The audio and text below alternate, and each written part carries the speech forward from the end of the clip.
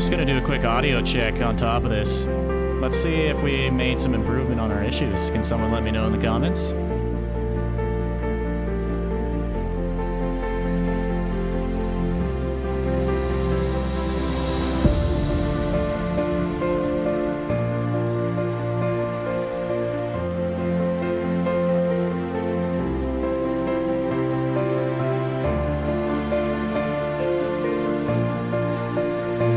Good to hear it all sounds good, guys. So we'll let this timer run down and we'll pretend that we didn't have issues.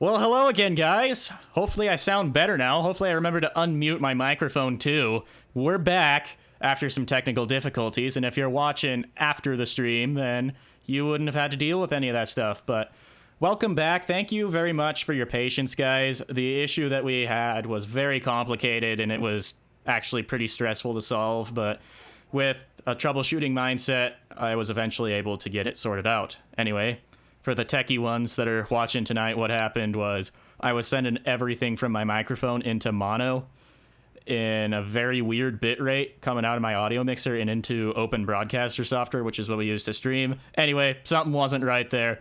It took a lot of digging in menus to fix it. Sounds like we are back, and sounds like you guys are back as well. Hello, Jack. Hello, Meow Questions, Little Farm, Big Cameras, John Deere Jared, Whiteman Photography, Jack, JS Farms, Westerhouse Farms. Looks like that's all we got for now. Hopefully more show up, and good to hear that the audio is sounding a lot better. Anyway, before I introduce our special guest by the name of Sam, he's the guy that drives from Virginia every year to operate our grain cart during harvest and has many stories that he's going to share with you tonight. Before we get to those, though, I would like to ask that you guys submit some more awesome content for the farm videos, because that's what we're going to be doing on the next stream. The next stream is on March 19th as of right now. So submit your videos. There should be a link in the chat that the Nightbot chat robot that makes sure everybody behaves just posted. So Nick Welker, good to see you too. Actually pretty surprised to see you, considering that you just got back from Florida, right? After some wonderful experiences with flying. Happens all the time. Anyway, I think we better introduce our special guest here, so let me switch the camera just like... Actually, we gotta turn his audio on too. We probably want to hear him. Alright. There he is! The one and only Sam! Sam, how's it going? It's great here in the West Central Highlands of Virginia today. The West Central Highlands of Virginia. So, remind us again, how long have you been driving all the way from Virginia to Winifred, Montana, year after year, to help some random family in the middle of nowhere harvest their crops? Riley, if I get there this summer, it'll be 13 seasons with you guys. 13 seasons. That's a lot. Yeah, that is a lot. Apparently we still don't have our audio game on. I had to fix a quick echo issue there, so is it all better? Let me know.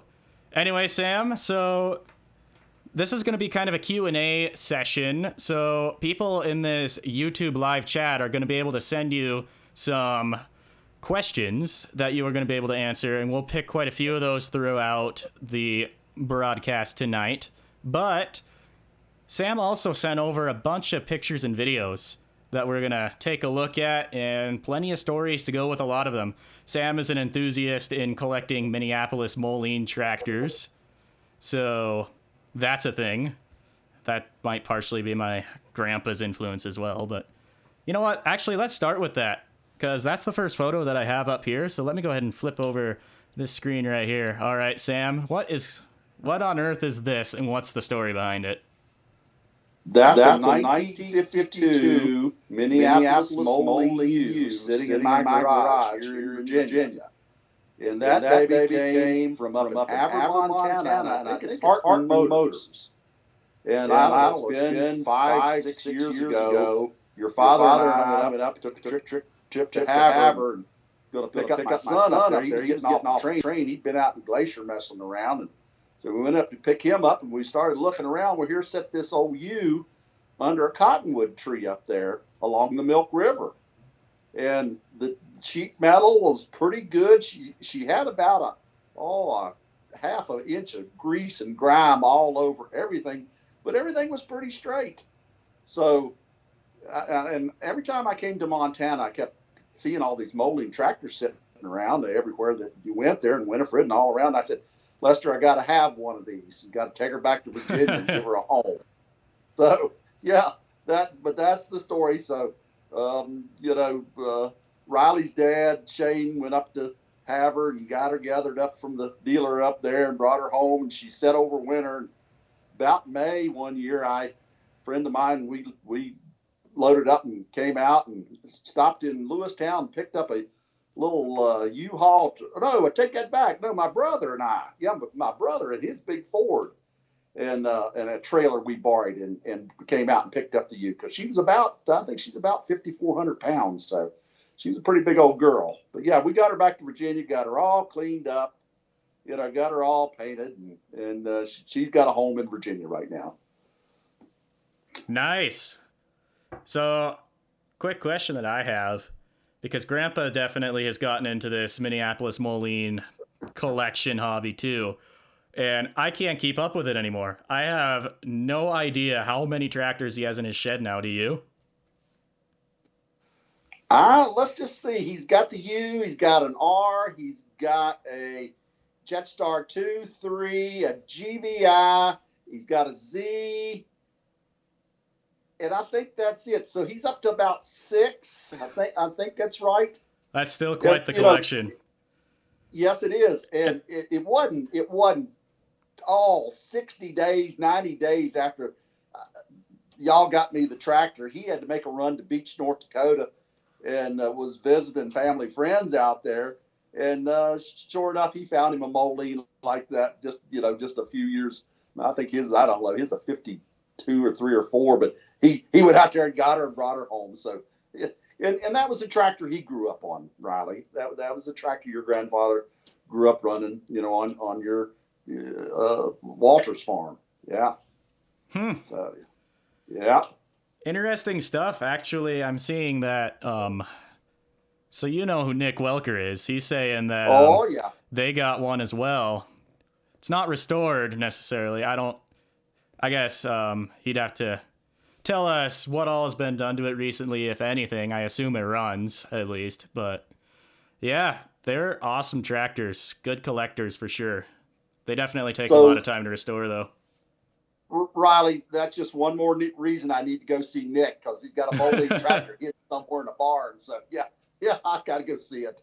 Oh, yeah. We'll see if we can make that trip happen. You never know if we get rained out during harvest this year, and hopefully I'm around when that happens too, and we'll figure something out. But yeah, speaking of Nick Welker and some of the other ag YouTubers out here, I've heard this rumor around the block that you've been watching a few farm YouTube channels pretty consistently. Oh, so, yeah. I've just they're out there on the YouTube, and I look at them, and and just recently got upgraded to unlimited data on my smartphone. So, first of all, I was working on 5 gigs, and that didn't get me very far every month. So I couldn't do a whole lot. But recently, I've been spending some time looking at stuff. But yeah, and then to see that bunch of YouTubers at the farm show, there was 5, 6, 7, 8 of the YouTubers right there at the farm show in Louisville this year. So it was really interesting to see their videos of them interacting with each other out there. So Yeah. Well, I've got a long way to go, but yeah, it's good stuff. Even someone like me who was just sitting back here in Montana, I didn't get to go to the farm show because college, but sitting back here and I was seeing all that social media stuff of all those YouTube farm channel people meeting each other there, and it's pretty awesome to see all these media influencers just kind of all come together for one video or for one event, I should say. Yes, it is, Riley. The thing that's interesting is, when I leave here to come to you guys every year, I go right by Brian's Farming Videos. He's about 4.5 hours away from me, out near Chillicothe, Ohio. And then one of the guys is in Cedar Rapids, Iowa, and that's my first night stop. When I leave home and come to you guys, I stop in Cedar Rapids. So he's there somewhere, and I think Hartung's are in eastern Iowa, there at near Dubuque, where you went to the Mississippi River Museum. Remember that one? Oh yeah, yeah. And so just where all these guys at? I have to figure it all out here one day. But as I get more time to watch, I'll figure out where they all are. Yeah, it's good stuff. Yeah, I actually am still discovering more and more of these people from Iowa that are doing farming videos. So Iowa's starting to become a big YouTube farm channel state too.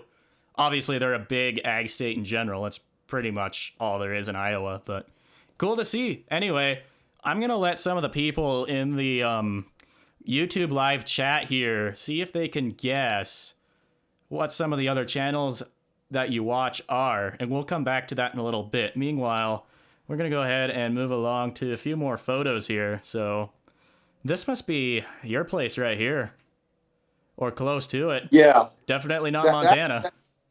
No, that's a river bottom up here in the west central highlands of Virginia, along a river, and that was near where my dad's old house was, and gosh, I think we moved out there in probably 1972, I think, and along the river, and now my daughter and son-in-law and the grandkids live out there. So this is farming in Virginia, and my grandson was in the tractor with the old boy that bailed that stuff up, and he's a tractor junkie too, kind of like his granddaddy, because ever since he was just little, I'd get him in this same old recliner I'm sitting in, and we'd get out the Tractor House magazines, and we'd go through the Tractor House magazines page by page, and I'd show him all the different tractors. And he's a tractor junkie today too. Speaking of tractors, John Deere Jared in the chat's asking, what's this tractor here in the background by the barn? No, it's probably a New Holland, I'm guessing, Riley. Yeah, either New Holland or maybe a Massey Ferguson. I'm not sure. These guys they've got a couple of New Hollands, and then they do have one old Massey with a loader on it. So it could be that. Or the owner of the barn that owns the property's got some John Deeres too. So, yep. Nice. Not really sure. Yep. Yeah, it's kind of tough to see what exactly that tractor is. It's a grainy photo, and it's way out there in the distance. But if it's a John Deere, it could be a 2755 with a cab on it. But I'm kind of guessing it's either a Massey Ferguson or a New Holland. Maybe looks like a disc bind on it, maybe, or I don't know. Cool. Well, let's see what's next here in this little photo album. All right, what is this? This is looking a little different here. Where is this? All right. I think I've seen it before, actually. So this is my second night out coming to you guys. This is in Rapid City, South Dakota. And I think you may have been there one time, or your mom and dad have, but this is in front of a restaurant out there. And this guy took all this old scrap metal and made this huge buffalo. And there, Riley, there's every kind of scrap metal in there. There's rolled up rolls of barbed wire fencing. There's old chisel plow teeth. There's disc harrows. There's tractor seats. I mean, everything in the world. But if you ever in Rapid City, South Dakota, get off at the exit where the Cabela's is, I think it's exit 60 or 61, and there's a steakhouse kind of on it would be the south side of the road. And in front of that's where this old buffalo is. But that's kind of my second night stop when I'm coming to you. I can't believe that you remember the exit numbers and highway numbers and everything about every single road that you have been on. That's pretty amazing. Well, I used to be pretty good at that, but Riley, it's you're riding along South Dakota. South Dakota's a man killer. It's 412 miles, so you know every exit, what's there. It's it's just one of those things that you have to do to get to you. I've got to get across South Dakota. But that's a pretty state. It's a pretty boring drive for sure, but lots of ag stuff. Oh, lots of ag, yeah. The first half of South Dakota until you cross the Missouri River is still corn and beans, like the Midwest. And then once you come up out of the Missouri River there at Chamberlain and then all of a sudden you're in that it's winter wheat, and it's either milo or millet, and then the sunflower rotation. And when I'm coming to you guys, that stuff's just kind of starting up. And then when I come back from you guys, you can see the heads on the sunflowers.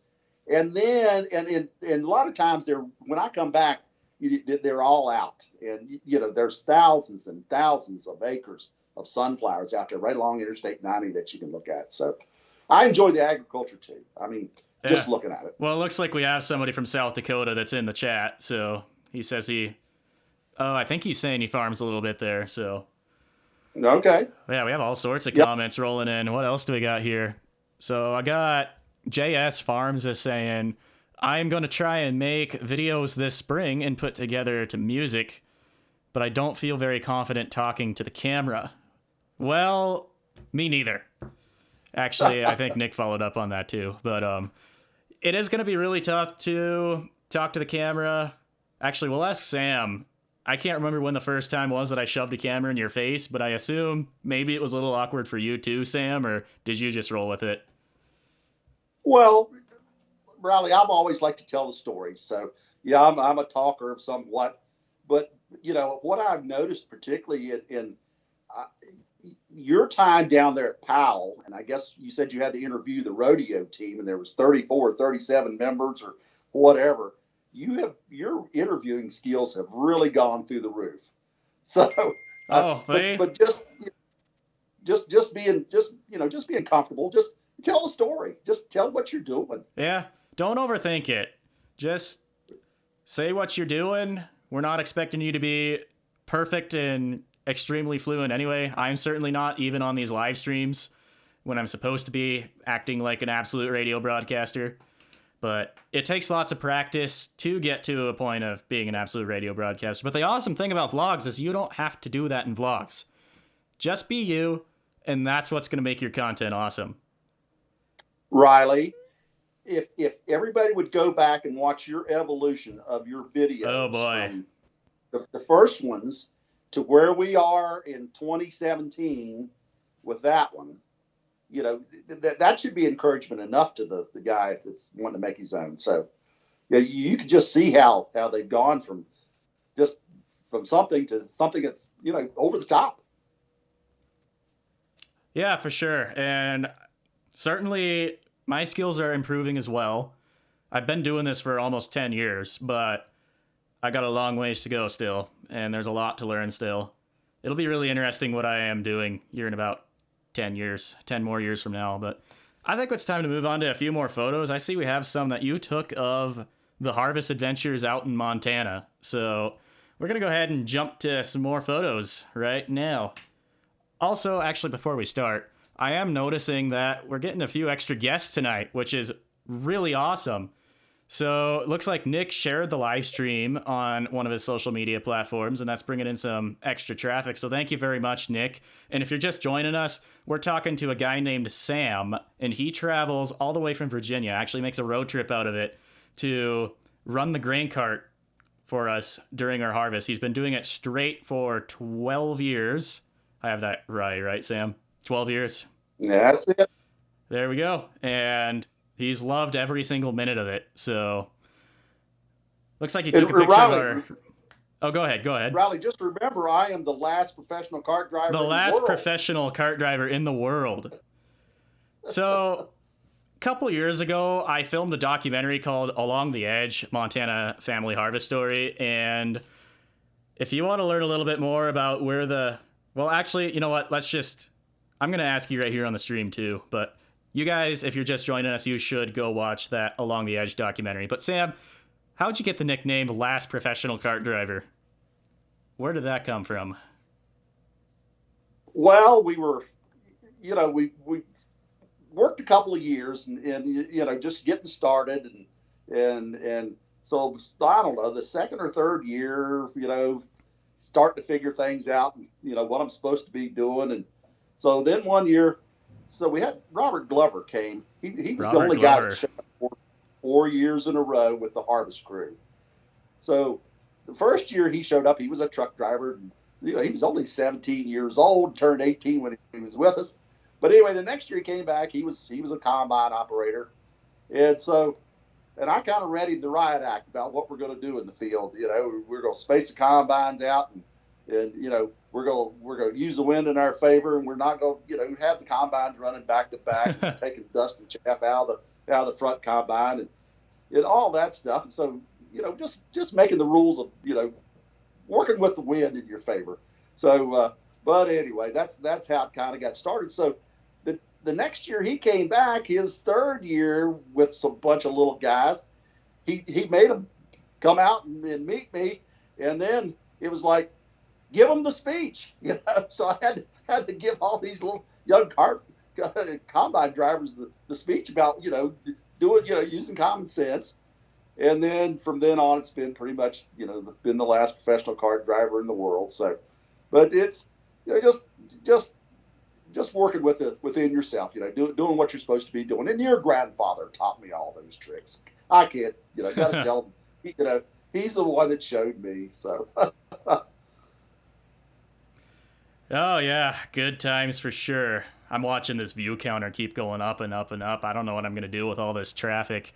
Not that it's a huge crowd, but since these live streams are relatively new, I've never seen more than 40 people. So now we're over 50 of us hearing the stories of the last professional cart driver.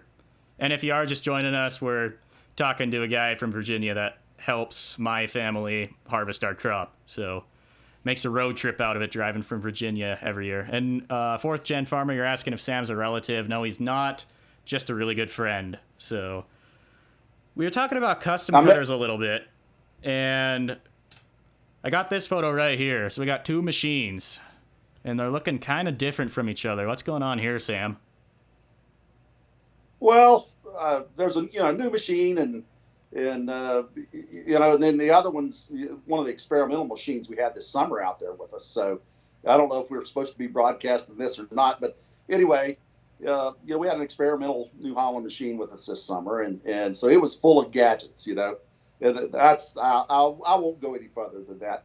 But I did talk to the New Holland guy at the farm show out in Louisville. Oh, really? And he was telling me that he actually ran that machine in Missouri when they were down there cutting wheat in the mud. And so there were some pictures that he had and that showed them they were sinking in, probably a couple inches deep, and there was actually water on the ground, and they were cutting wheat. And I said, goodness gracious! But this was right along the the Mississippi River in Missouri.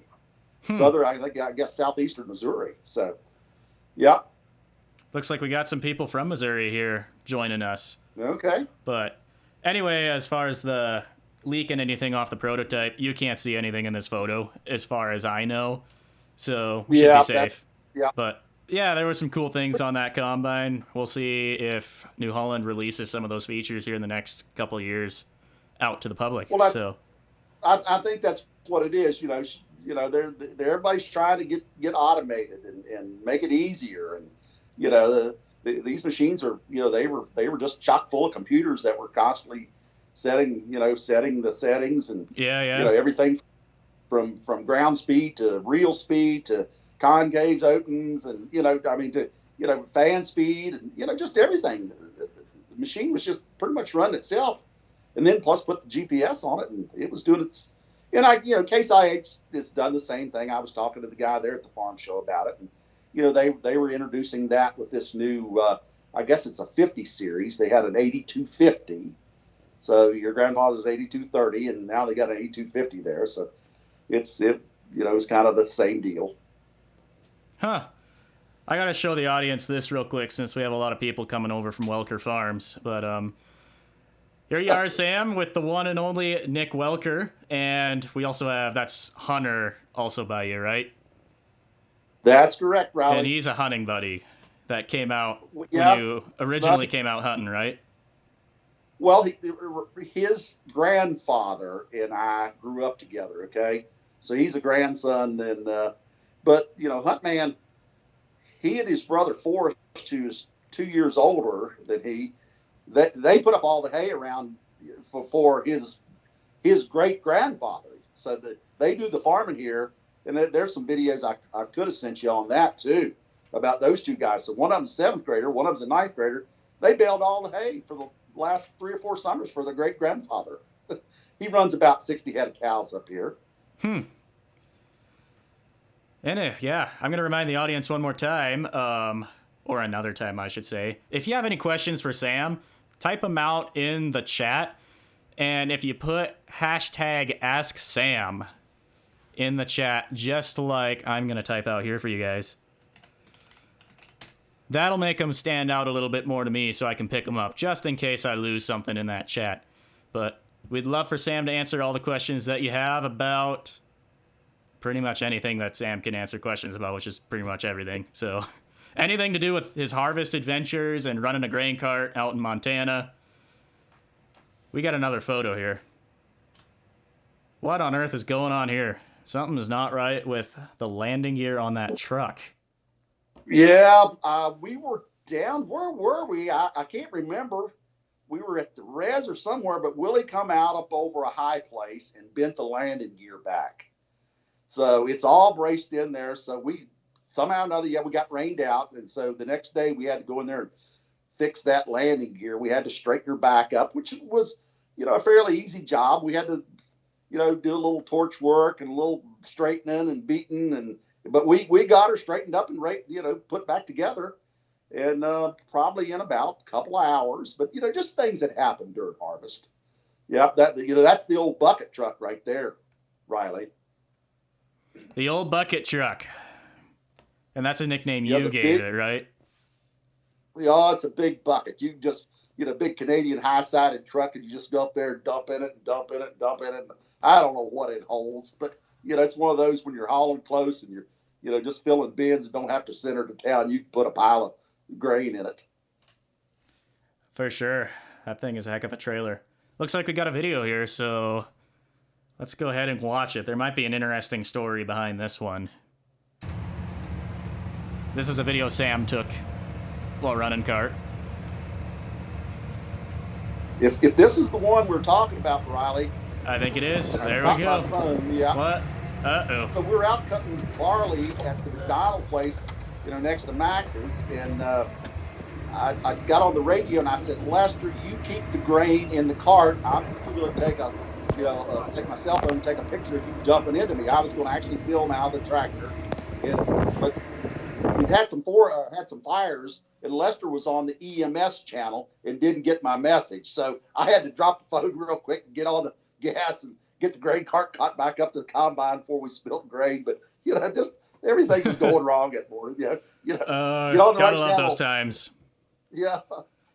For those of you out of the loop on EMS channels, so the radios that we use to communicate with each other during harvest easily, because we don't have cell service everywhere either, have the emergency broadcast channels in them for the fire department and the ambulance, so that if we need to go fight fire or get some more info on a nearby fire or something, then we can flip our radios over to that. That's what Grandpa did, and he forgot to change it back to the Slivka channel, so that caused all sorts of issues. You got to have good communication while you're dumping into the cart, especially when you're not in flat Golden Triangle paradise. We're in the rugged Missouri breaks. Speaking of which, I do have a question, and that question is trying to disappear on me. But I think somebody asked what you think about the Missouri breaks and harvesting in the Missouri breaks in general.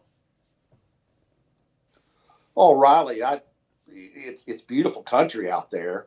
You know, it's kind of like here in Virginia. You know, if we just took 150 or 200, 300 feet off the top of a mountain, made it flat, it would be the same as the Missouri River breaks. You know, because the in and outs and around the hollows and where everything comes up and down, and that that's how I can imagine it.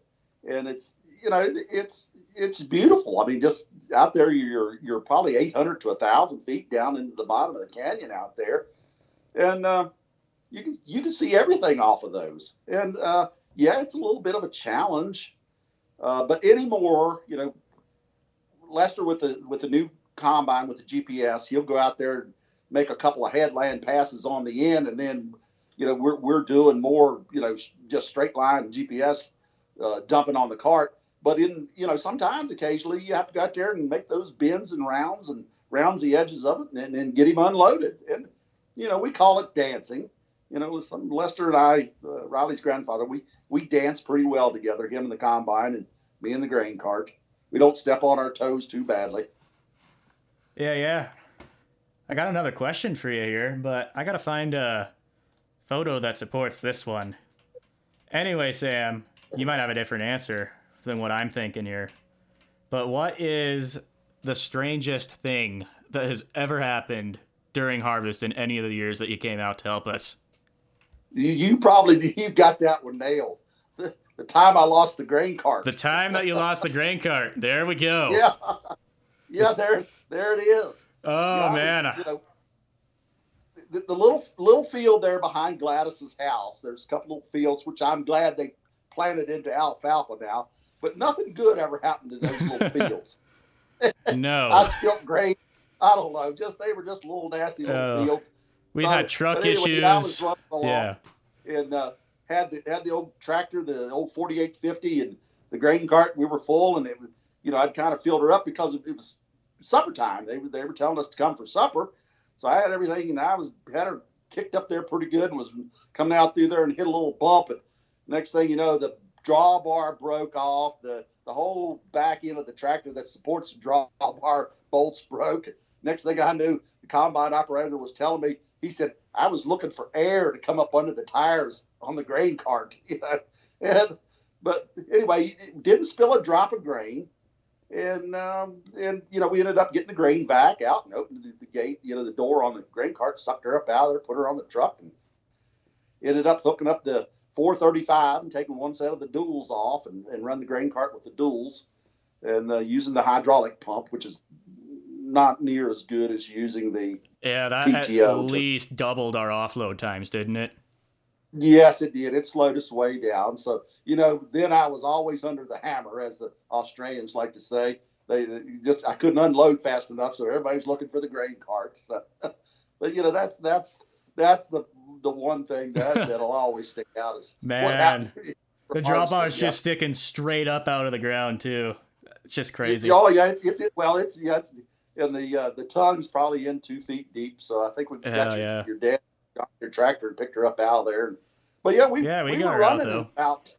we were running in about probably 2 hours after that, 3 hours, 2.5 hours, 3 hours. It didn't stop us.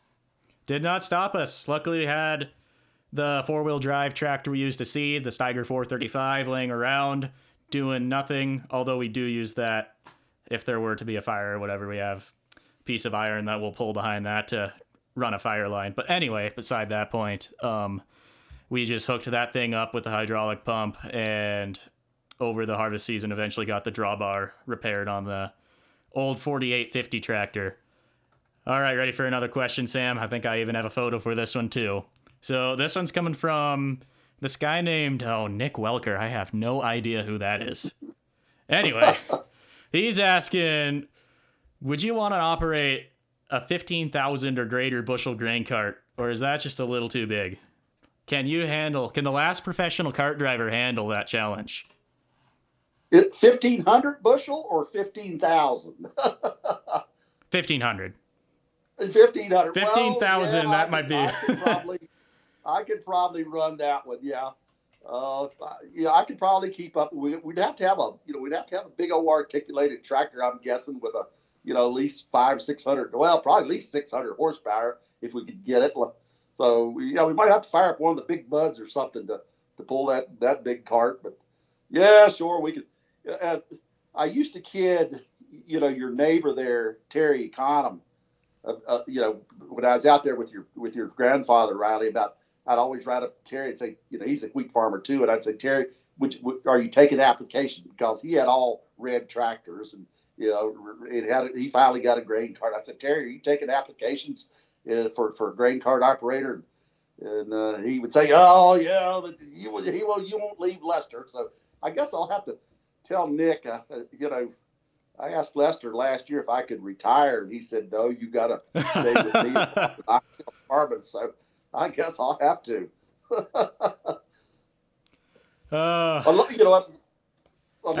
we get a break, or unless Nick's harvest goes longer than hours, I could probably help Nick out too somewhere. Well, we'll at least have to make that trip sometime to see what the Welker Farms is all about, all the big bud tractors. Anyway, here's a grain cart that you saw at the National Farm Machinery Show. It's not quite that 1,500 bushel, but that's a bit of a cart. We need to upgrade to something like this. 12 or 1,300 bushel, but she's a big one. That's one of the big ones there. Yeah. That's a big Univerth. Yeah, I have actually never even heard of Univerth before until you sent me this photo. So yeah, they're there every year at the farm show. Huh. Yep, they're right there. That's a big one. Looks like maybe a 20-inch unloading auger tube. And you could really get rid of some grain. So if you had to.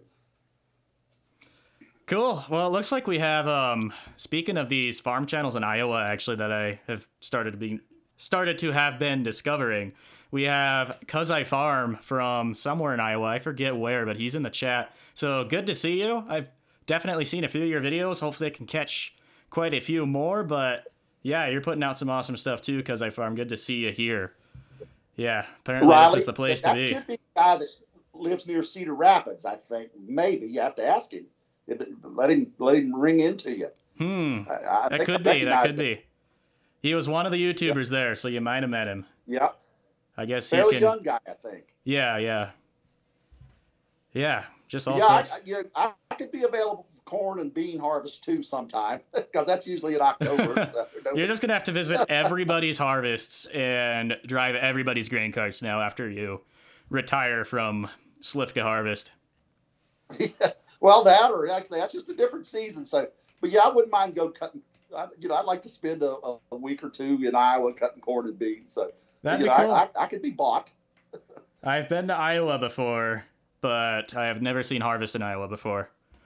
But the times that I have been in Iowa were pretty awesome because I got to make videos both those times. So, neat place. I know a farm called Cinnamon Ridge Farms. They're outside of the Quad Cities, like Davenport, and they're huge into farm tourism. So I have a mini documentary on my channel about it. If you guys want to check it out after the stream here, that'd be awesome. And if you are just rolling in, Sam is our last professional cart driver, and he travels from Virginia every year to help us get our crop out, runs the grain cart. So we're talking to him tonight. He's answering some questions. Use the hashtag #AskSam if you have a question, and we'll try and answer it. Sorry if I miss it. Chat is a little bit higher traffic than I'm used to, even though it's nothing compared to Nick Welker will start streaming and he'll get almost 1,000 people right off the bat. It's crazy. I couldn't do that at this point yet, but maybe someday. Let's look at a few more photos. Big grain pile on top of the cart, I think. So what? Yeah, Riley. That we were kind of out there in that, well, at the out there at the reservation, and then particularly out there in that very northeast field, we were needing trucks because we were trucking everything to the elevator, and that's when they had when you were doing the unloading deal, they were starting the grain pile, and it was taking you guys 3 and 4 and 5 hours to make a trip. So the grain cart was getting stuffed. That's got to be at least 900 crazy. bushels on the 875 bushel cart right there. I mean, that's insane. Yeah. Stuffed. And then that's bouncing around. Once again, we don't farm completely flat land, so that's got a bit of a journey to go around the field too. So that's we had to be careful. You don't want to spill any, but that's exactly. I think that was in the big field, right there. Oh, the little long straight field where your mother took the picture of the Rams, and this is the one right across the road there to the east. I think that's where that picture was taken. And I was, we were sitting there waiting on old Cody, the priest, and his big, the big truck coming down there. Yeah. I think there it is. Yeah, there it is right there. And then he would show up, and I'd have 900 bushels on, and then we, one of the videos. The New Holland combine, he would have 350, 400 bushels. I think he would go to 400 bushels this year, 425 maybe. And we would send him out, just boom, turn him around in about 10 or 15 minutes. I'd be full, combine be full, and just however long it took me to, put the grain through the grain cart, and we'd send him right back on the way. It was busy. Super busy. It was. If you guys are wondering why I did not have a harvest video for this last year for 2018, I simply did not have time to make one. I showed up to be the dedicated camera guy, and that's what I was going to do, is I was just going to put together a harvest video and then help out driving truck whenever I needed to, not expecting to be absolutely extended hours time. But when we realized the yields were better than we thought they'd be, hence this grain pile photo that we'll eventually get to, that was a lot of trucking. And our elevator, this is very unique for us. Our grain elevator is about a 120-mile round trip. It takes 3 hours for a truck to go to the elevator and back. If there's not a line at the elevator, which there was a line at the elevator, a huge line at the elevator, once the elevator completely filled up and we had to start dumping on the ground, which they weren't expecting. They didn't have the infrastructure for it. It was crazy.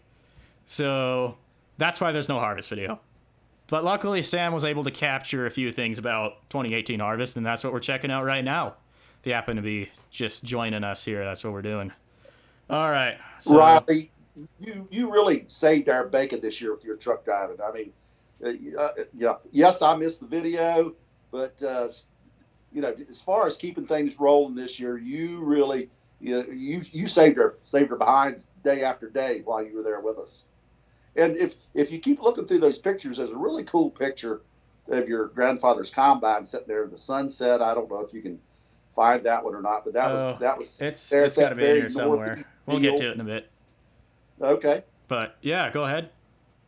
No, I just want to say, you kept us rolling this year, and as you have in many years. I mean, you've always been a really good hand, and I appreciate you for that. Well, we certainly appreciate you coming out to help too, Sam, and glad I can be of service as well for the operation and keeping everything running as smoothly as possible. But it does mean sacrificing a video every now and then. So, yeah. Well, let's see what we got next here. I think we have a little video here. So because it was so busy, we had to contract out another truck driver to help us haul grain to that very distant elevator. Let's watch this video real quick that he took. So there goes Cody. We're at the Missouri Breaks. Like I say, about 10 minutes, we turn him around. He can take 1,250 bushels out easy. And if we'd have been on paved roads, he said he would have taken like 1,400 bushels in that big truck and trailer. So, but we were 20 miles down off the pavement, So anyway, Cody helped out. He was a big help this year too. Riley, we trucked 60,000 bushels to the elevator this year, winter wheat. Yeah, we had a lot that had to go. Loads. Yep. For sure. Because I farm, I do see that you sent me a message, so hopefully we get a break here soon, and I'll check that. And let's see if I know we had some other Ask Sam questions in here, so we'll get to answering a couple more of those. All right, Taylor Farms. We actually spoke with him on the last stream for a little bit. He's from Canada, Alberta. He's asking you, Sam, what's the biggest change in technology in agriculture that you have noticed in these 12 years that you have been helping us? The GPS guidance on the combine. The first, until you're grab quick, you go in the field and you cut a straight line, and then you cut your headlands out on each end, or and then you let that machine work, particularly with a 40-foot head. And I know Nick's got a couple 45-footers up there. He told me that thing is running with just a barely an inch, that it's not cutting, and it's crazy. That big machine is just really processing the grain. So yeah, GPS on the combine just makes that machine more productive. I mean, it just really processes the grain. For sure. And GPS, even like after Grandpa's combine, gets even more accurate and even better, especially when you add RTK in and all of this precision GPS guidance related stuff. And then I believe you've seen the videos of like the 50 series combines from Case IH. They basically just straight up drive themselves and set all the settings by himself. If a sieve needs to be kicked out a little bit, it can do it. The rotor speed needs to be adjusted, or the fan speed just by a little bit, just because you're on a weird bank or something. It's crazy. They finally figured out how to reliably do that in combines. But we just use basic GPS. I think it works on GLONASS satellites too. By the way, if the stream completely cut out on you guys, sorry about that. Apparently Bozeman doesn't know how to keep reliable internet sometimes. So hopefully it sticks with us. I got some notifications that it cut out a little bit, but all right. You ready for another question, Sam? All right, let's have it. How do you not overload the semis with the grain cart to keep them legal on the road? Don't do what I did that one time. Yeah, but after I rely a lot on the truck drivers when they come back in and give me a grain report, how many bushels we put on. So, and particularly with Lester and Shane's trailers, I pretty much know, you always fill up the front hopper. You just go ahead and fill it up, stuff it up as much as you can. Then when you get to the back, it's just like kind of get back there and put the right amount in. And the one little short, the 34-foot trailer that we have, you can pretty much stuff it full. And once again, grain reports, test weight on the wheat, you got to get that. So, if you got heavy wheat, then you can back off just a little bit on that short trailer and the other one too. And if you're light wheat, then you just, you stuff them, you stuff them. Put as much as you can on them. So, but yeah, it's kind of something you learn. And once again, it's based on the truck drivers and communication and the fact that they'll tell you how many bushels that you took in on that load. And I try to, every time a truck leaves and goes to the elevator, I write a timeout and expect it, when I think they'll be back. And then under that, I'll get a grain report and I'll do the bushels and the moisture and the test weight and all that. I just a little diary that I always keep in my grain cart tractor just to kind of keep up with it. So that's how. Yeah, it all just works out eventually. And yeah, we don't have a scale on the grain cart either, so it's kind of guess and check, but it's really easy to figure out if you know your equipment really well and you have experience at wheat harvest in general. So we get it figured out. Anyway, I'm going to take this time to... let's see if this command works in the chat here. LINK. All right, so if you're new with us, thank you very much for joining us. Here in any second, the Nightbot chat robot is going to pop up a link. If you click that link and you make farming videos or want to send us a quick clip of what you do on your farming operation, that's what we do every other stream. So if you watch the stream before this, reviewing your farm videos number 2, I basically go through and we watch all your farming videos all together, and it's a good time. today's a good time too. But if you're looking for a bit of a change of pace too, not next week, but 2 weeks from now, we should have another one of those scheduled. But meanwhile, we got Sam tonight, and special guests are always fun to have. So anyway, that link is in the chat if you want to submit something, and I'll get all that stuff prepared here in the next couple weeks. We got some awesome submissions last time, so yeah.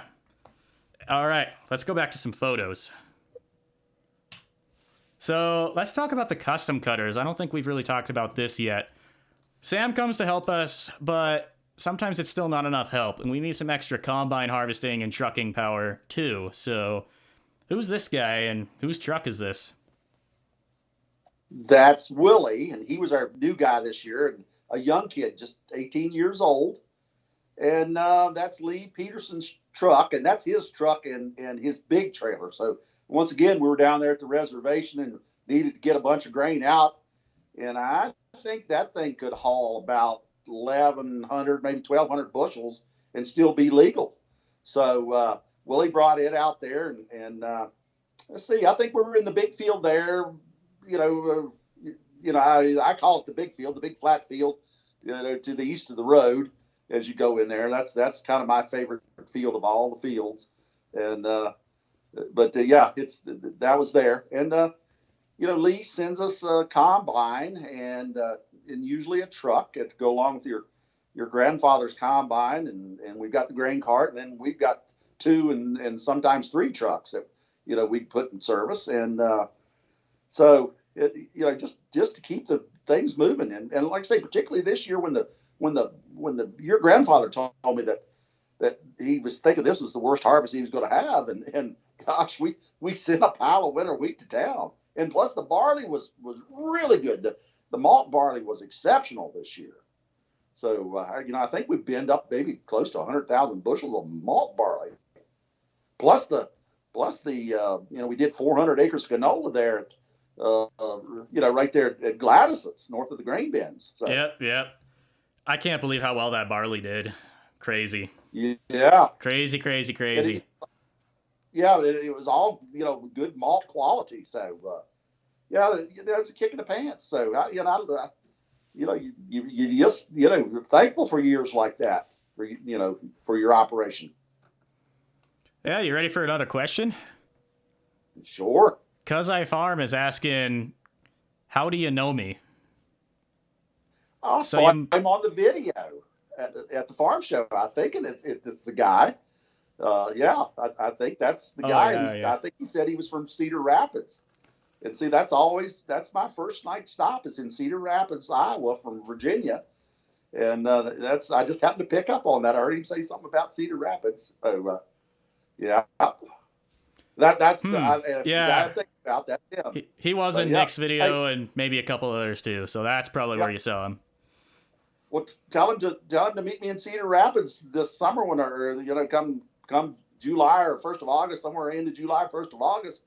Well, on my way out, and we'll sit down and talk about it. So yeah, we'd love to meet some more people out there. Could make something like that work. Sam is one to stop and talk to absolutely anybody that he meets along the road. So super nice guy. If you ever have a chance to meet him in person, then it's going to be a good time. And he usually goes to the National Farm Machinery Show too. He was there this last time. So I guess he can be the Slivka representative since we're all from Montana, and that's a bit of a ways out for us. But someday I'll end up there. We'll see when. Yeah, your grandfather told me last night I needed to find my Slivka ag hat. Well, I didn't have anything. The closest thing I have is more Farmer's Oil. Or Farmer Oil. And by the way, this would probably be a really good time to hit Nick Welker up for a T-shirt. So, I think that's my wages from you guys this summer is a Welker T-shirt. So. We'll get right on Extra that. Large we'll get with you pocket if you got it. Cause I Farm, I will get you a way to get a hold of Sam if you guys actually wanted to meet up in Cedar Rapids when he makes his next trip out. So I think he sent me a direct message. So I'll get back to you here after the stream. All right. We're going to take a look at continuing our little Harvest 2018 story here. We're back to stuff being absolutely plumb full with this absolutely ridiculous waiting times at the elevator. So Yeah, when combine operators and cart guys get bored, you could see us out there, and you could tell the sun was at our backs. You could see our shadows there in the picture. So we had the grain cart full, had the Case combine full, had the New Holland combine full. So I don't know, 900 and 350 and 400. So we had enough. And I forgot who came back. It might have been Noah on that particular trip. But yeah, it didn't take long to turn him around, and then we were looking for another truck. So yeah, but that was one day, and I think Riley, the longest time we were down was about 20 minutes, and that was that very northeast field down the reservation. So as far as way up from home as we could get, and then the longest time we had to wait was about 20 minutes. The combines were down, so not bad. We kept it together. Yeah, I think that's me right there in the middle. Yeah, taking my picture of it. Oh, your silhouette, your shadow here. Yeah. Yeah, that's it. Yep.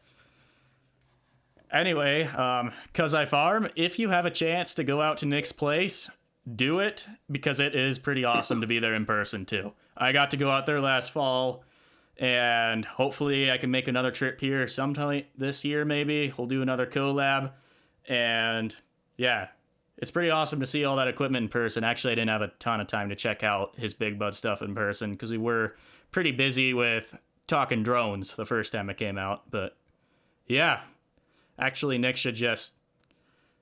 All right, Nick, it's time for you to do a epic fan meetup, whatever you want to call it, that the cool kids do these days. I think a few people would actually show up, especially just given your Montana audience alone. That'd be pretty fun. Obviously, I won't completely speak for you regarding an event like that, but it'd be fun. Sam, what do you think about a big Welker meetup? Hey, just tell me the date and time. You'll be there.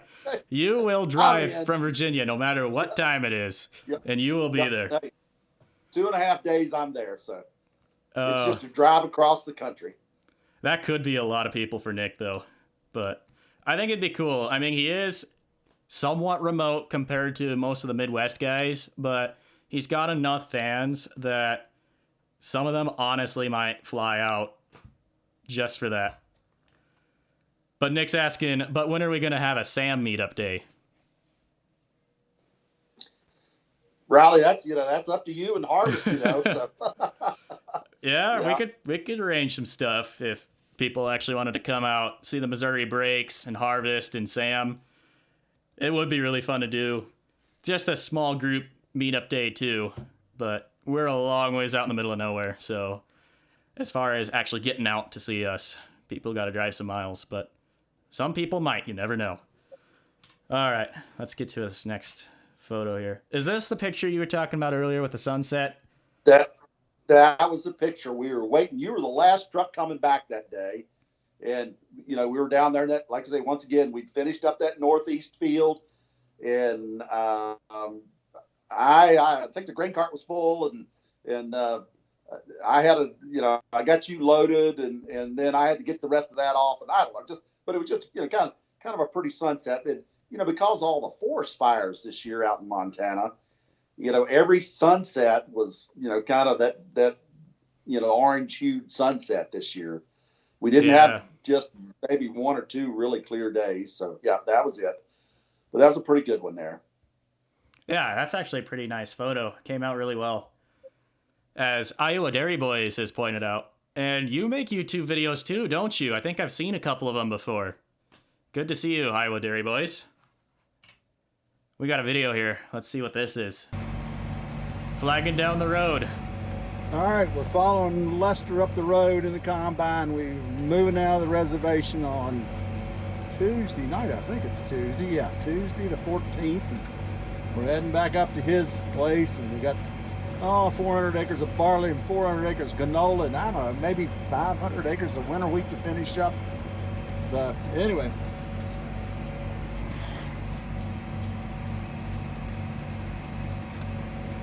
The Indians have left the reservation.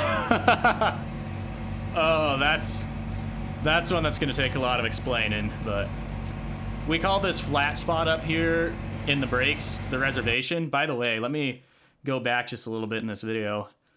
See this tree line right here? My mouse cursor supposedly is showing up in the stream. Beyond that tree line right there, 1,000-foot cliff drop off. That's how ridiculous some of this country is. And if you want to see more of it, I have a video called Along the Edge that is up on my channel, about 15 minutes long. If you haven't already, give her a watch. It turned out really well. Something I filmed a couple years ago, put together last year, so... All right, got a question Riley, for you. that's where you were shooting some of your winter video here just a few days ago. Oh, yeah, that's up on the channel, too. And actually, if we do need to take a bit of a break here, Sam, maybe I'll play that video during the break here. If you need to take one, otherwise we'll just keep rolling. Okay, well, just whenever you get ready. I'm still good. All right. Why don't we answer a couple questions? As soon as I find the questions, that is. Maybe there was only one that rolled in. And if I do miss one of your questions, go ahead and repost it, and maybe my eye will actually catch it. But you can always super chat too. I did get that working. Super chatting is a great way to ensure that these streams can continue to grow and will be around in the future. So we'd love to see that. But meanwhile, here's a question from 4th Gen Farmer. He's asking, how long does it take you to drive from Virginia up to Montana? Well, it's 2.5 days. Like I say, the first night for me is Cedar Rapids, Iowa.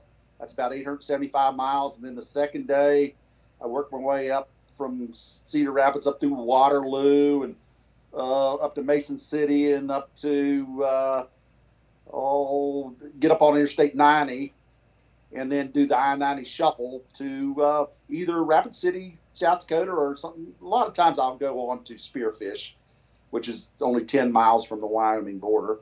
And then the next day that's about a 700-mile day, and then it's about 500 miles into Lester's the next day. So in 2.5 days, I break it up. Yep. There you go. 2,100 miles altogether.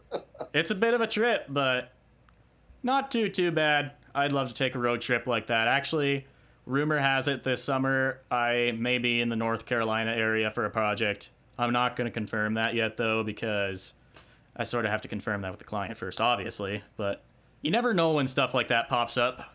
If you're just joining us, I'm a freelance videographer that does a ton of stuff in the ag sector and grew up on a farm. So that's kind of what my channel's about. I don't do the daily vlogging, but I do every once in a while come out with a vlog, and I do fly my drone from time to time, and I do live stream from time to time.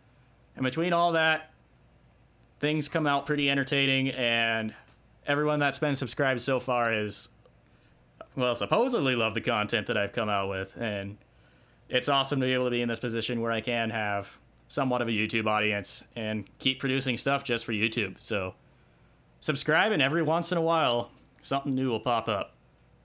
Right, Sam?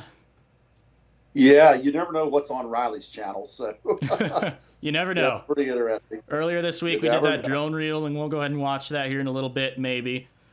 But as far as the farming, pop it in. Oh yeah, we will in a little bit. I'm gonna forward you a couple other questions here first, just so I don't forget about them. Okay. So John Deere Jared's asking, how do you like running that John Deere 8410? How does it compare to the 4850 that you ran before?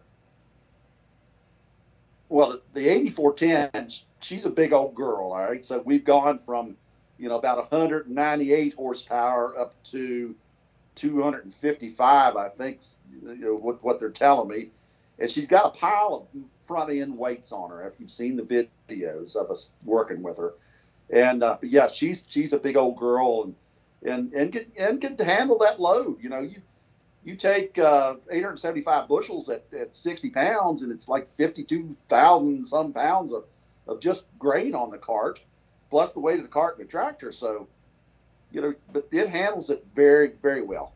But the old 4850 she was a good girl too. Now, I mean, you love to hear that old engine sit out there and run and just make that horsepower. You could hear her doing it. So it's a good sounding tractor. And I like and the 4850 had I guess it was a 15 speed in it, and it was more of a manual shift. The 8410's a little more got the little joystick in it that you shift, and the only thing that's you have to downshift it. You have to you got to dig. You got to click to get her down into low gear when you're coming into your truck to unload, and which with the other old 4850 and the manual you could do it a little smoother, but it's still they're good tractors. Both of them are just really good tractors, and and like I say, she handles that 875 bushel cart very well.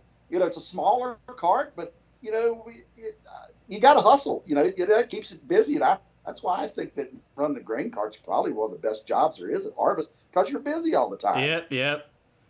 Yeah, it's the dream job, and it goes to the one and only Sam. When we had both the Lester's 40-foot header, and then we had that New Holland machine there with the 40-foot header on it. So that's the first time I'd worked with two 40-foot machines.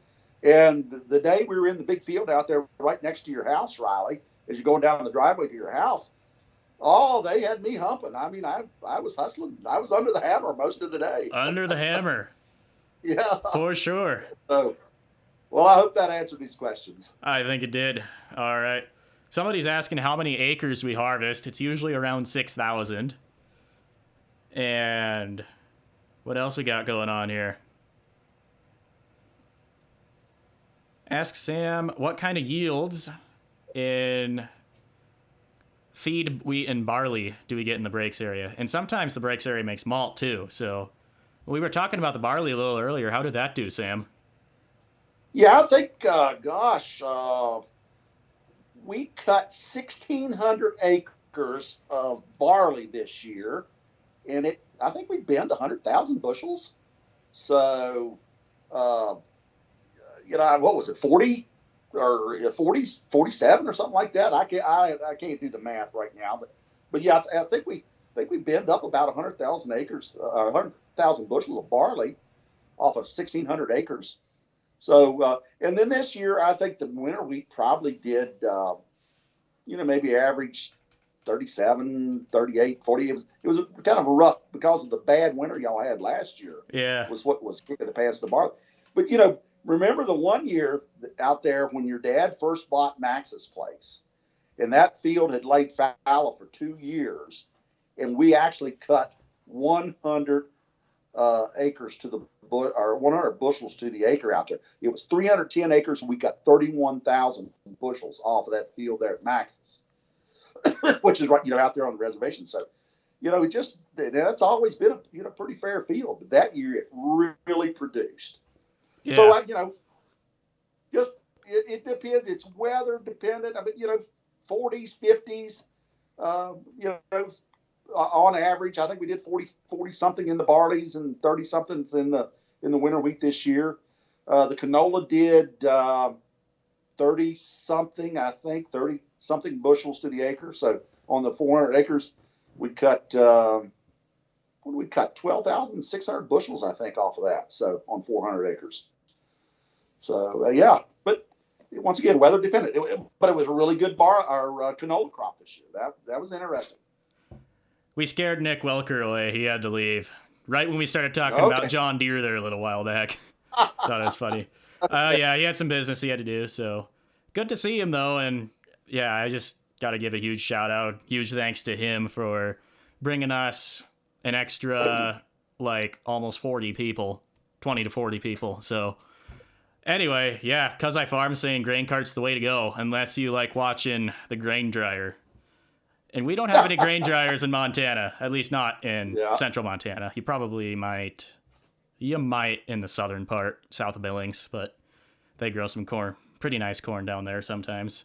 But not a corn state, just a very cold state. Yesterday morning, if you go to my Instagram, you'll see how cold it was yesterday morning here, just in the Gallatin Valley. And the Gallatin Valley is one of the more mild parts of the state. So, but yeah, I saw down to negative 30 yesterday morning.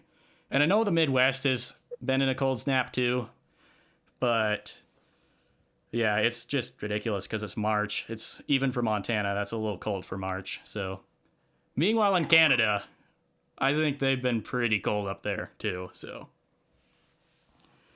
all right. Somebody else was asking in there, what's the smallest tractor that we have on the place? And your answer is actually right here. The 2 auger tractors, and these serve a few other purposes as well. For example, this John Deere, because the John Deere is the better one, just if Nick comes back to watch.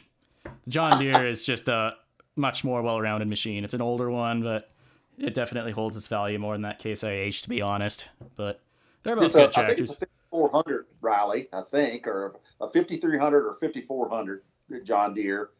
Yep, and then your grandpa's tractor is a 65 Case IH.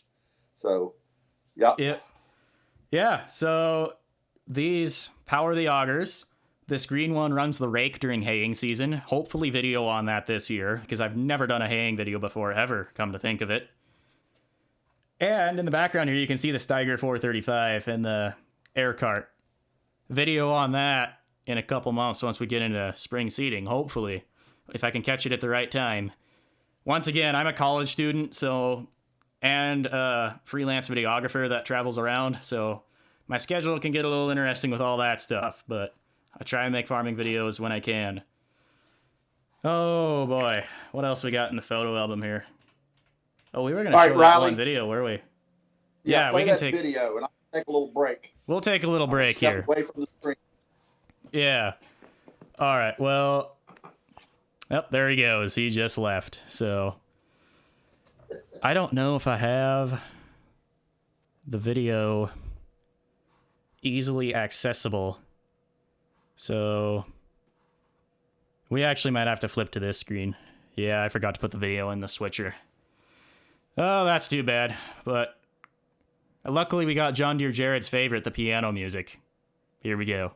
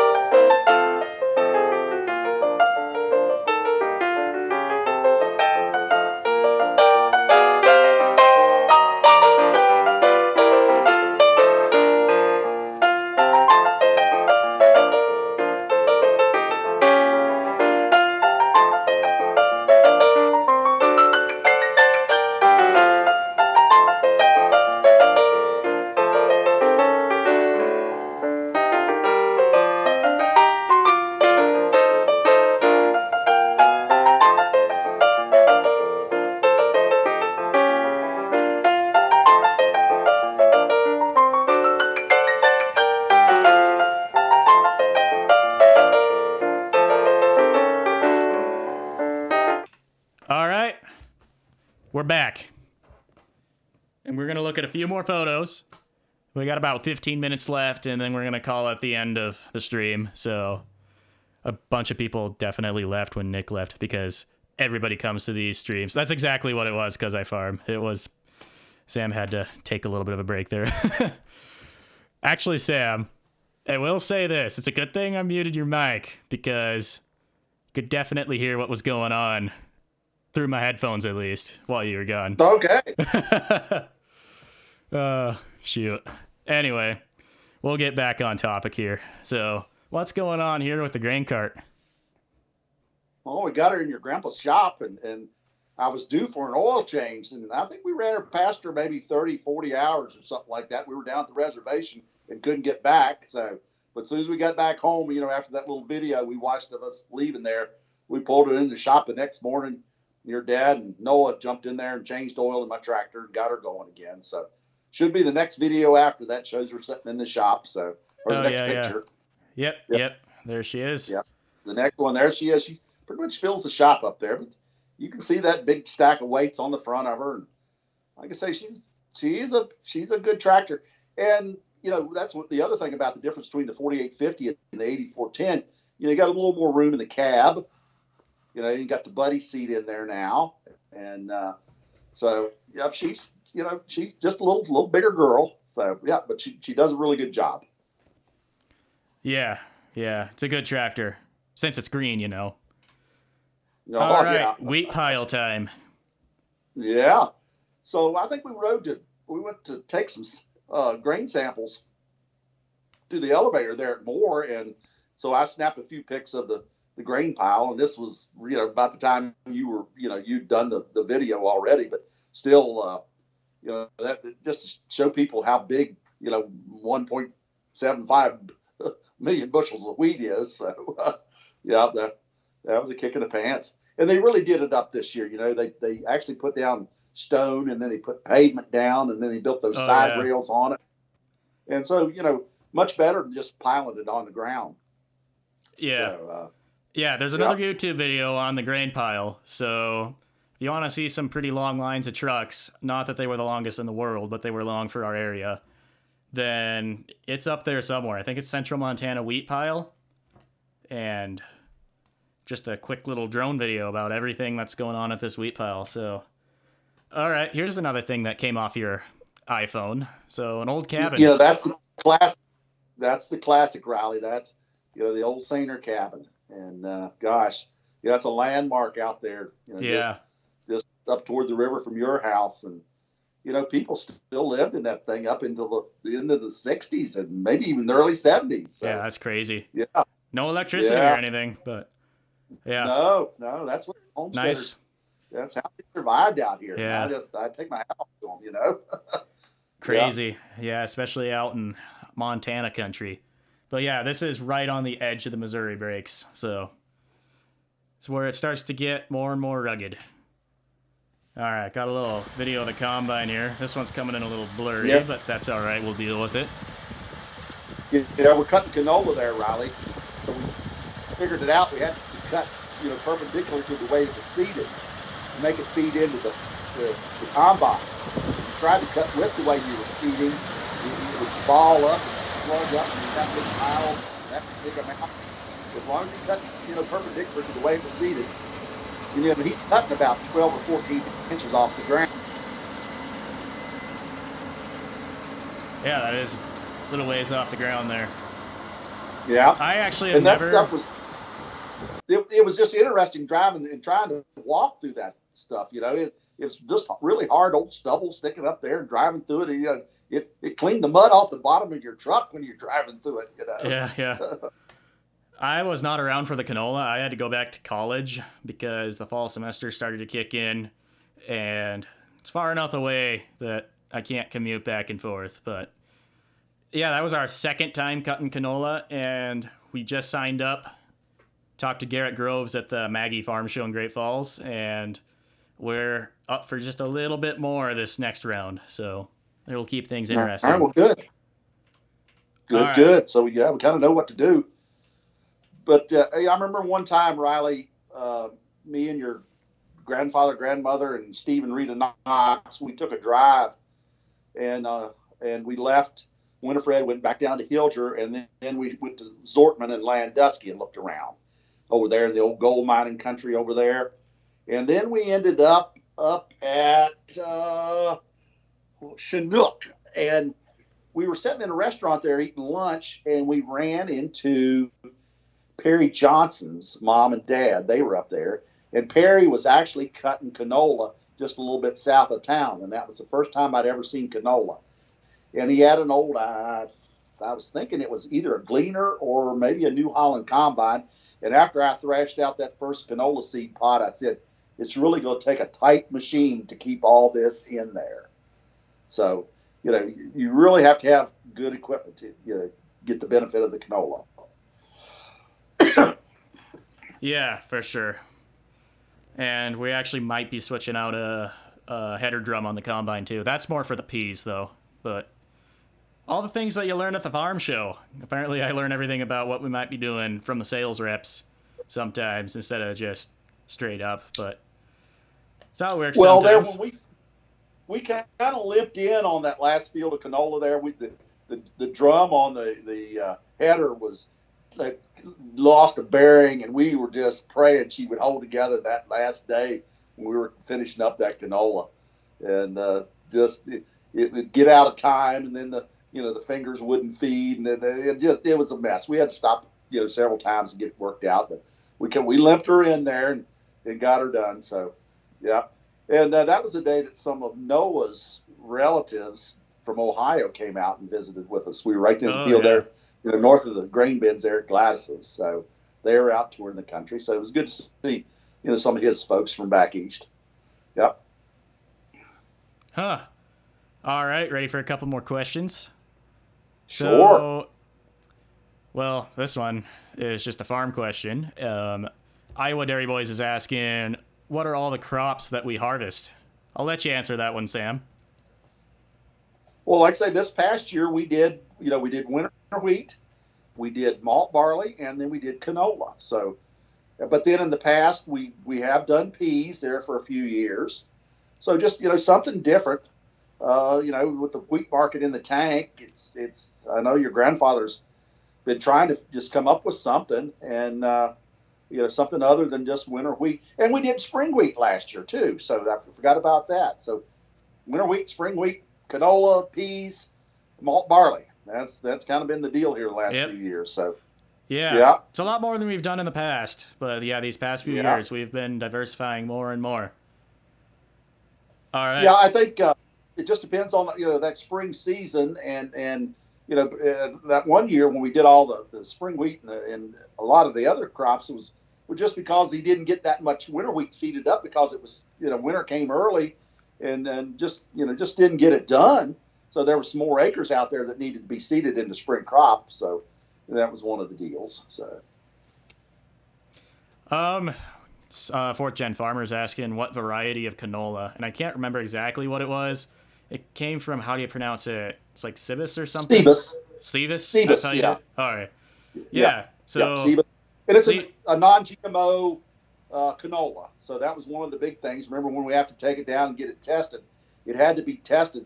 There at the elevator, they had to test it to make sure it was non-GMO. Yeah, that's a pretty strict test process. Like, I think I had to truck in. I think it was me who hauled in the first load of canola to the elevator, and it was a 20-minute wait at the scale house, sitting on the scale, waiting for them to do all these tests on it, just to make sure we were all with all the non-GMO stuff. So and you had to be below 8% moisture, I think, or 7% moisture. Moisture was pretty strict. strict. You could only had, I think, I don't know, three green kernels in 100 or something like that. So you put 100 kernels in a little spread out deal there on the thing, and you could only have 3 or something. I mean, it was just pretty strict. So and so anyway, just different, new crop. Yeah, all those people who just immediately tear farmers down for GMO stuff. There you go. That's how strict some of that stuff can be sometimes. I got one more photo, Sam, and we'll take the rest of the questions here in a little bit, and we're going to have to call it good here in a few minutes. But we got another Minneapolis Moline here to look at. In a bit of a different setting.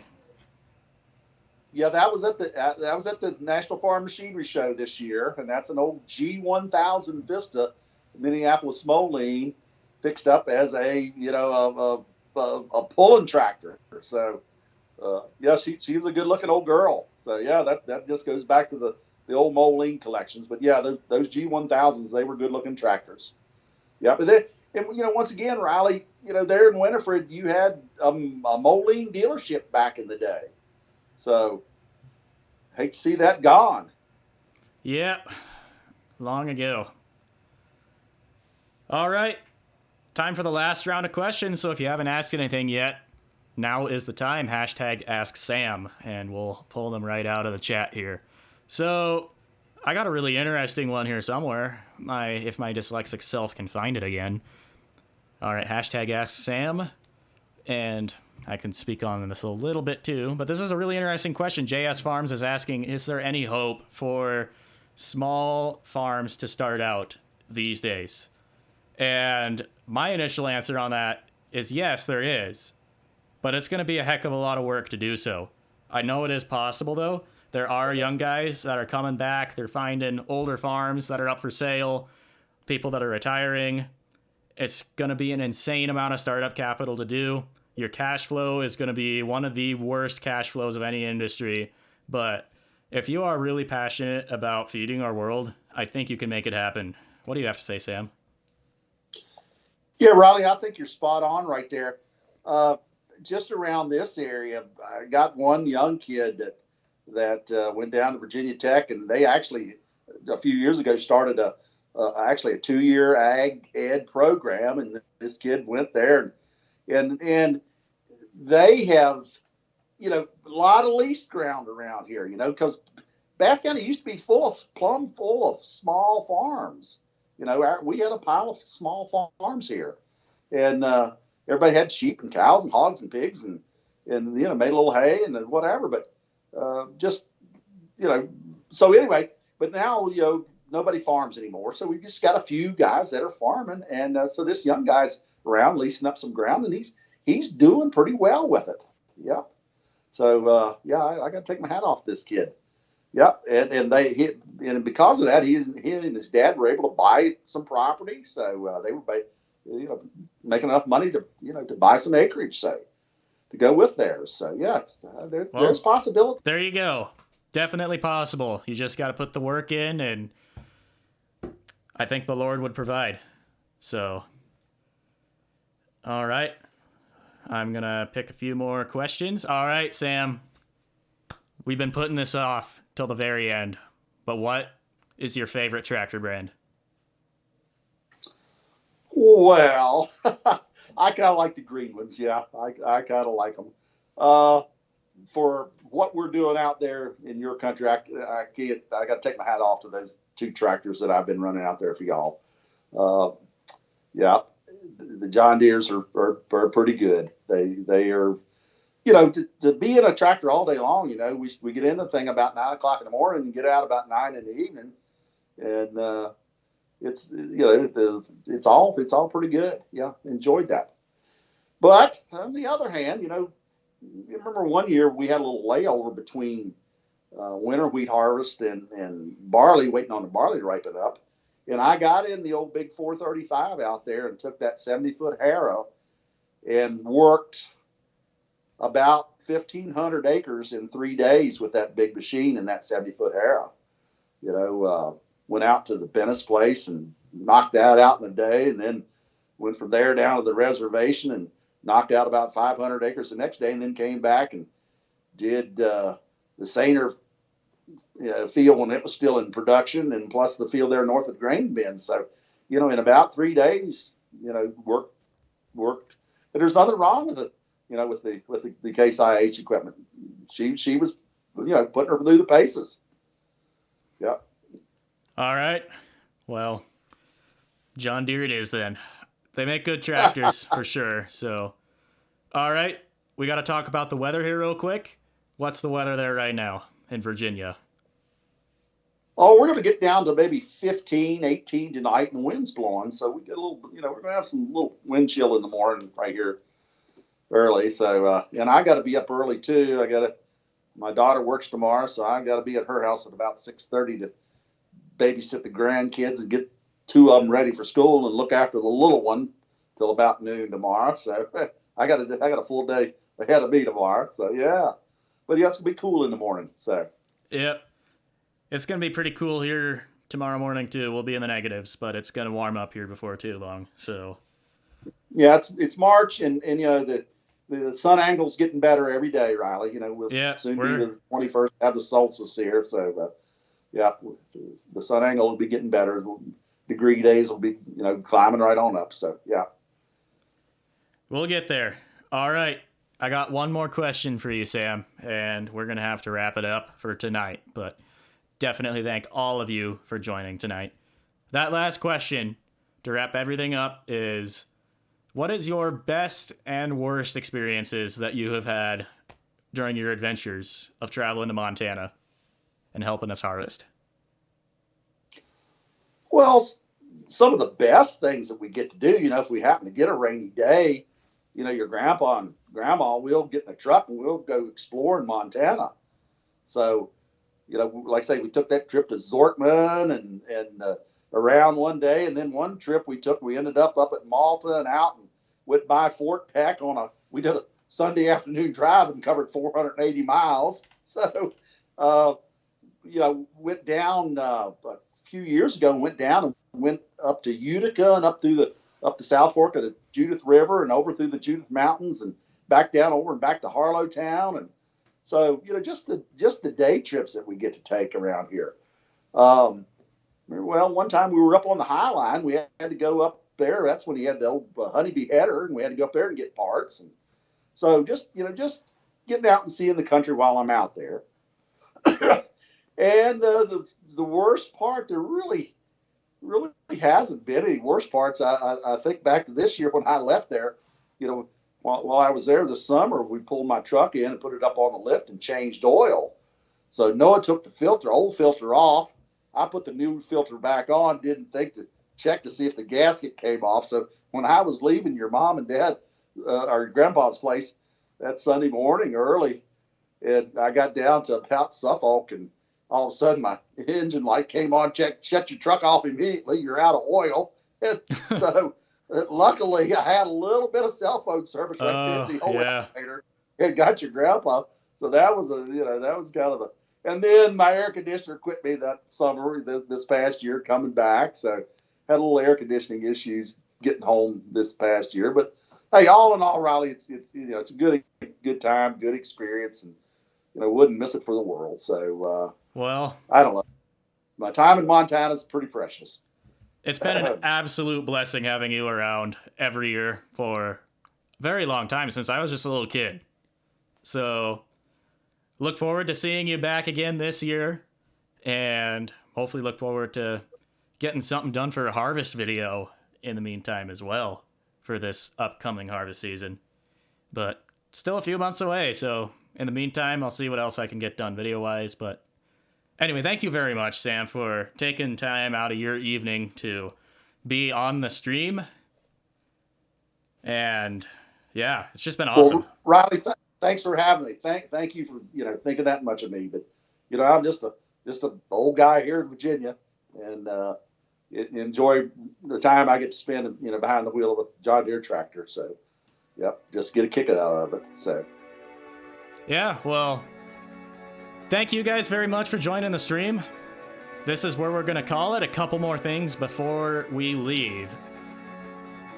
The robot has placed a link to a form that you can use to submit your own farming videos that will be featured next time we stream.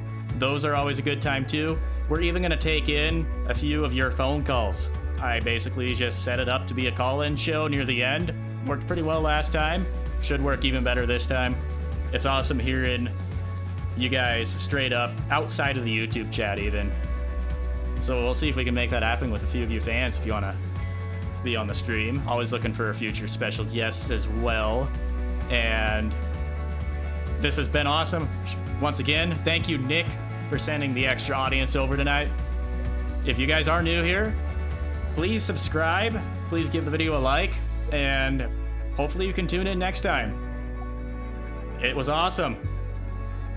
And good to see some people that have subscribed during the broadcast tonight.